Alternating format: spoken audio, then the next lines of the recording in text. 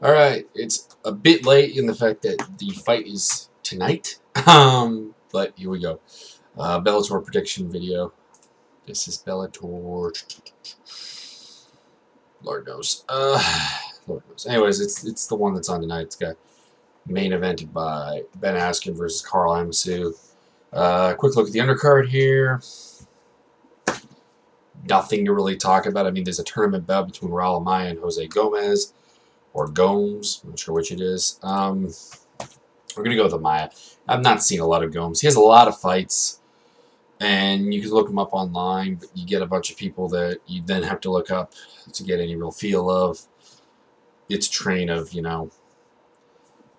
there's footage, and then there's useful footage, and there's not a lot of useful footage for him. Maya, he sort of impressed me when he fought Ben Saunders in the last tournament. He managed to take him down a couple times. Kids were reasonable based of wrestling. He fought off submissions well. He got thoroughly beaten, but made a good enough showing of himself to make me think he can take Jose Gomez out. Unanimous decision. Maya. Main card. Mario Sorobsky's Brett Weidman. Looking forward to this fight. Looking forward to this fight a lot. Weidman's not known for fighting terribly intelligent. Zoromskis is an exciting fighter. He likes to throw high kicks. He likes to throw flying stuff. He likes to throw spinning stuff. I mean, he's the dream of a guy who wants to watch flash fighters. Unfortunately, chin is somewhat questionable. Put him on his back. He's, again, somewhat questionable. In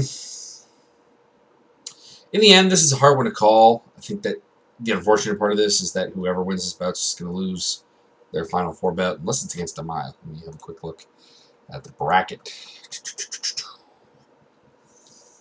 Winner of this fight faces the winner of Lima to Seraph. Okay, so yeah, no. Both of those guys are better than both of these guys. In the end, I'm going to go with Brett Weidman. He does have a judo and wrestling element to him. He does have a ground game to him. If he elects to put Zoromskis on his back, he can probably win it. He's coming back from 155, which I think is a better weight for him. But at 170, I think he's gotten a matchup against a guy who has a gaping hole in his game. That Weidman, being a tough guy, being a gritty fighter, can probably take advantage of. Moving on, Ben Saunders versus Kofi Adzitso. I think that's how you say his name. Going Ben Saunders. Get that out of the way. Submission, TKO. Not sure. Stoppage of some kind. Second round, probably. He's taller than Adzitso, basically. And I think he's better. They're vaguely similar fighters in the fact that they're highly aggressive. Their defense in both of their cases is, I think, a downfall. The difference is that Saunders is that much more seasoned against top competition, and that much longer, and just that slightly bit more technical and stronger. That I think that no matter where this fight goes, I think he has a slight advantage, and eventually we'll get the finish. Douglas Lima, Mikhail Seraph. Not much to say here other than we got a striker versus a grappler, and I think the key difference is that, while he is a striker, Douglas Lima can grapple, and that's the key. If it goes to the ground, I think Lima has the jiu-jitsu to be able to neutralize Seraph. I think he has the ability to sweep him if he has to. I think he can take him down if he has to.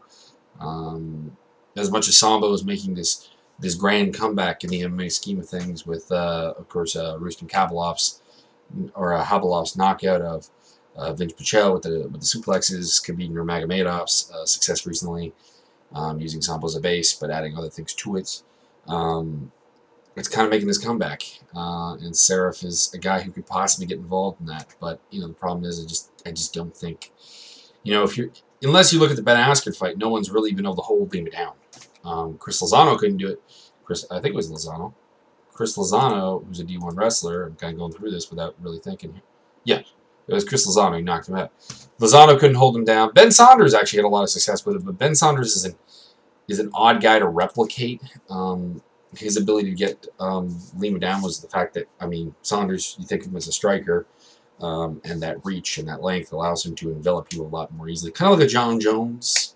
Almost not to compare Ben Saunders to John Jones, because that's not the case, but in that kind of physical element that you can't really replicate unless you have it. So yeah, I got Lima. TKO, knockout are definitely possibilities. It might ride out to a decision. Seraph's got a good enough chin. But I'm going to go with the TKO option. I'm going to say first round. Lima's got something to prove, I think, about being the favorite in this tournament. King Mo versus... I can never say his name right, so I'm not going to try. It'll be listed below. Not doing... Basically, there's nothing to break down here. You got a guy who has suspect wrestling. You've got King Mo. This is how it's going to be with every fight King Mo has in this tournament. And this is what I've dubbed Bellator syndrome, where they get one guy who's like at the top of the division and just not really touchable. And in this case, it's King Mo. At 170, maybe it's Ben Askren. We're still talking about maybe he's chinny and that could be taken advantage of on the feet if you could stuff a couple of takedowns.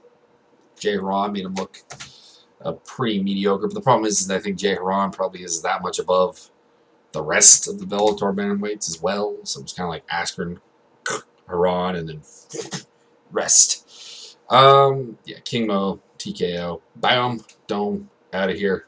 Next fight, which brings us to Ben Askren versus Carl Amoussou.